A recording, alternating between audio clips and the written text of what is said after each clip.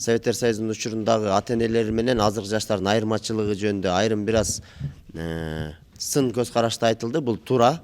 Эми сын айтып атасыздар, бирок айырмачылыгын даана белгилеп айткым келет. Бул айырмачылык 21-кылымдын технологиясы да. Биздин Советтер Союзунун учурунда тарбияланган ошол кездеги ага эжекелерибиз китептин негизинде гана билим алган. Анан баягы технология жок болгондуктан бир аз жай көрүнүшү мүмкүн да. Мисалга айтып келсем, Япониянын элин саны канча десе, эжекебиз энциклопедияны ачып мынтип караганча 1 минутта убакыт кетип калышы мүмкүн. Ал эми азыркы жаштар Google'да ачасыңар дагы доля бир 5 секунд, 10 секундтан ичинде таап алышыңар мүмкүн. Ошого салыштырып, улуу муундагыларды баягы артта калды дегендей сөз кыйыр маанинде айтып атасыңар, жок андай эмес. Эгерде улуу муундагы эжелерибиз, агайларыбыздын учурунда технология болгондо бизден 10 эсе өйдө жашамак, жетишкиндикке жетишмек. Себеби билесиңерби? Булар болсо силердикине окшоп электронный ручка эмес, даже сыя менен жазган.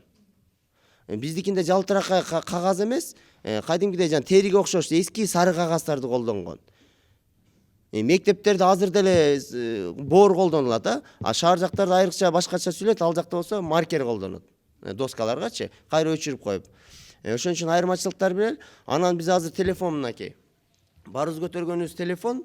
Анан кийин биз бардык технология жеттик деп мактанган сыяктуубуз. Айрым нерселерге ушул телефондун негизинде ата энелерге бир аз сын койгонсуз, биз баарын аткарып коебуз дегенсиз. Бирок ушул эле телефондо туруп кайерге келдиң десем, мына жолдо кетип атам дейсиң, бирок үйдө чай ичип аткан болосуң да. Ошо окшогон өзүнүн кемчиликтери бар. Сөзгө турбайбыз, жоопкерчиликтүү эмеспиз, жалган айтабыз. Акыркы нерсени басым жасап кетким келет. Баланы тарбиялоодо өтө басым жасашыбыз керек, өтө улуу жолго сапар алган. Биз адамзат, улуу адамзатпыз, бардык нерсени колго алган. Мисалы, сенин атың ким?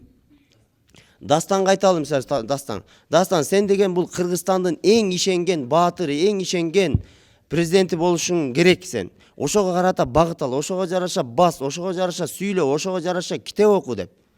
Эгерде кечке Дастанга ушундай тарбия берип, мээсинин ушунчалык Кыргызстандын жүгүн буга арта турганчалык деңгээлде тарбия берсек, анда бул жок дегенде биздин акимибиз болот.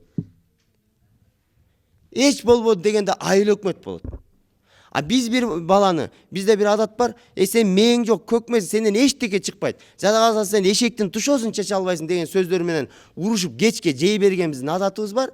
Ал нерседен алыс болушубуз керек. Эгерде кечке бир адамды 40 жолу жинди десе, 40 жинди болуп калат да, чындап элечи. Ошон үчүн ошо окшогон тарбиялардан бир аз алыстасак, себеби дегенде келечектин мууну силер турасыңар, силер эртең ата энесиңер, силер эртең энесиңер, силер элдин алдында чыкчу Кыргызстандын жүзү силер.